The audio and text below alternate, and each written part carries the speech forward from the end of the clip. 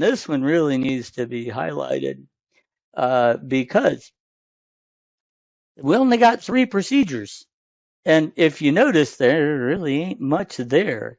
So uh, the serialize says, okay, let's get the ID. Okay, you're giving me a request, and I'm going to turn it into a string, right? So I have the object. So I look at the ID, and then the procedure knows who to call based on the ID. All right.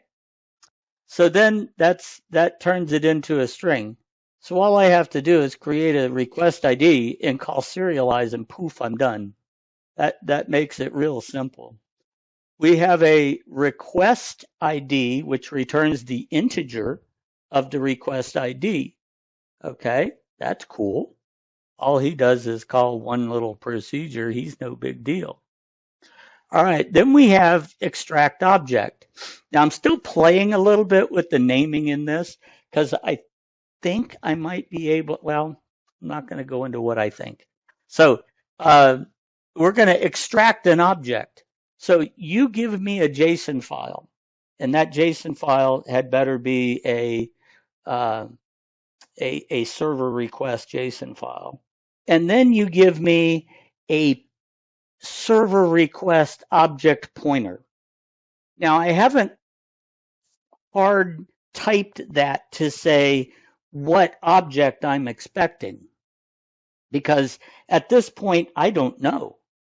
So you've given me a pointer to a spot in memory. You've given me an integer that points to a spot in memory that's ready to receive data of some type that is of server request types. Okay.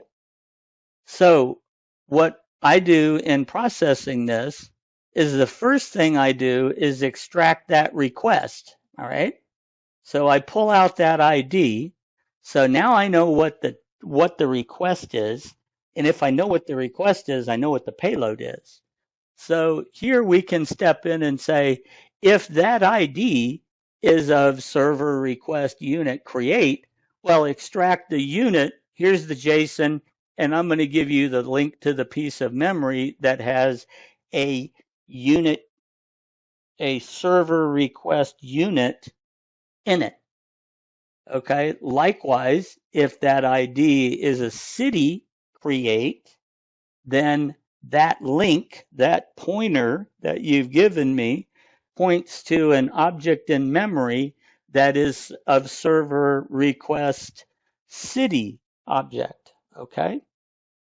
Now, so that's got the extracting and whatnot. And then I've got, this is, I don't believe it. I think I just left that in there. I think that's it. So we have the three functions here. Get rid of that. We have the serialize, the request, and the extract. So from a programmer standpoint, once the object is written, all I got to remember is, hey, this is a server request, and I either call serialize to turn it into a string, or I call extract object and give it a pointer to the object I want loaded, and I don't have to remember anything. That's about as simple as it gets. Now to test this. Okay, so what I've done is I've created a test city of type city. But got to be real careful with the definitions here. Okay, it is not a server request create city. This is a object of type city. Okay, those are those first little two guys that we built way up here at the top just to have the objects, right? All those are is names and locations and IDs. Okay, so I'm going to set the ID at 5, random number, and then the name of the city is going to be the Emerald City from the Wizard of Oz.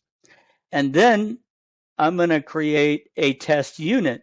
And this is of type unit, and it is the unit from unit, right? Okay, so Then we have its ID as 101, and this unit will be the 101st Airborne. All right. Now, what we need to do first is let's create our server request unit create object. Okay, because we need to turn it into a server request. So all this is going to say, okay, request ID is unit create, row is, these are just random numbers pulled out from whatever key I happen to hit. And then we can just simply set new unit equals our test unit.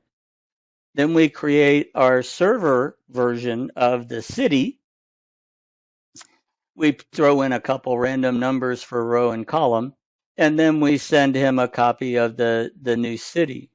So now it starts to get fun. All right, so we've created all our objects for testing.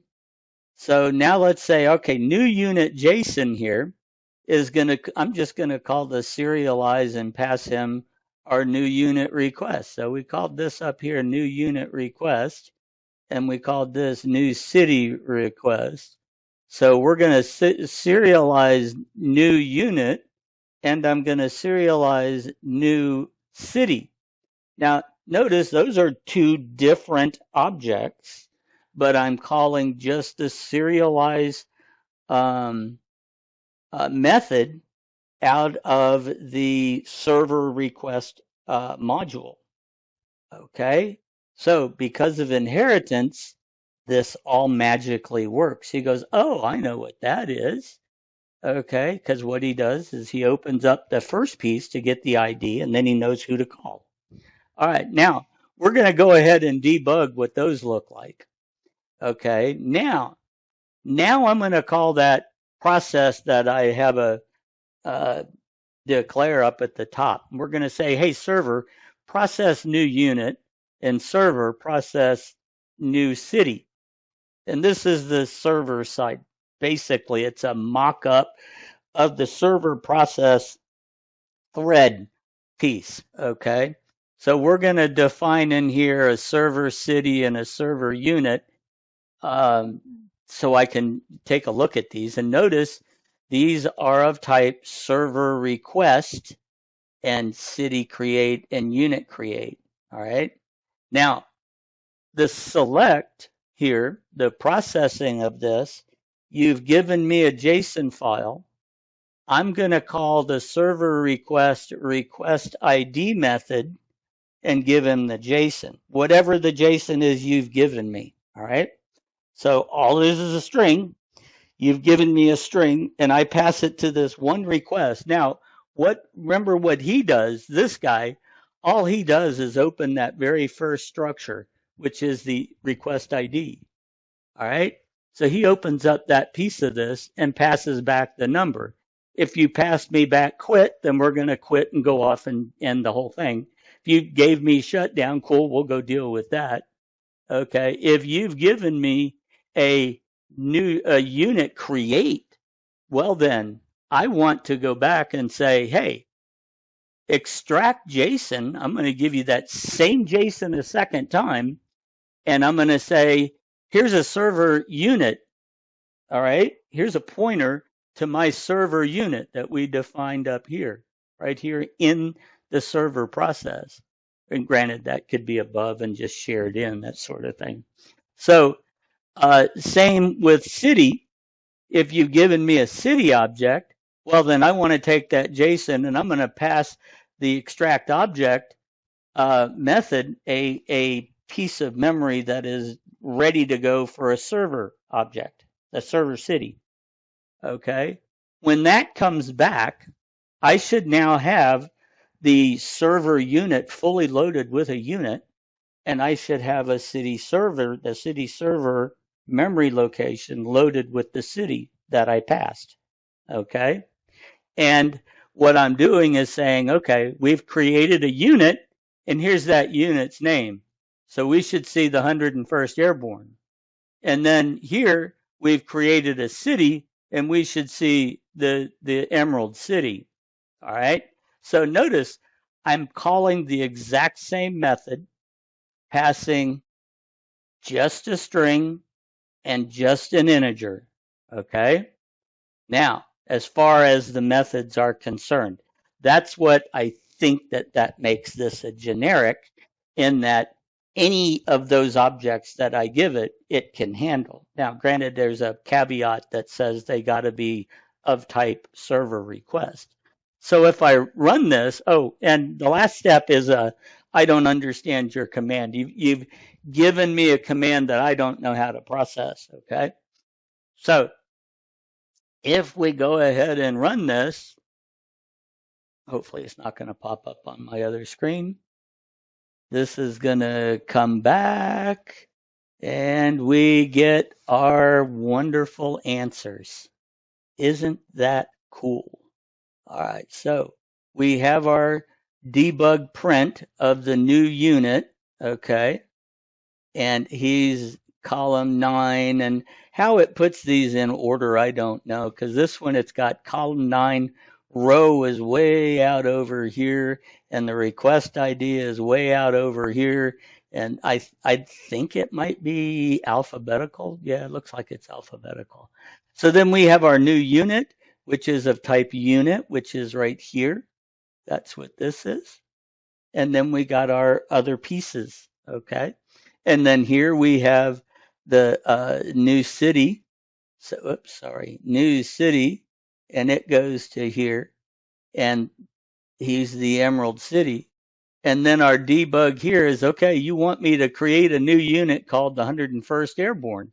So he's looking at the correct object, and then create city is the Emerald City. Now, the beauty in this, the absolute beauty in this is, yes, there's a lot of code behind the scene, but the processing logic, once it's built, is extremely simple. That was one of the mistakes I made with the other game, was the process by which I created the JSON and extracted the files was so it was so heavy in commands that it was like too difficult to use. That's why I just kind of went to the down and dirty. This is crazy. It's taking way too much time and energy. Here I don't have anything to remember. Once this sucker is built, then all I need to do is say, hey, serialize this, send it to the server.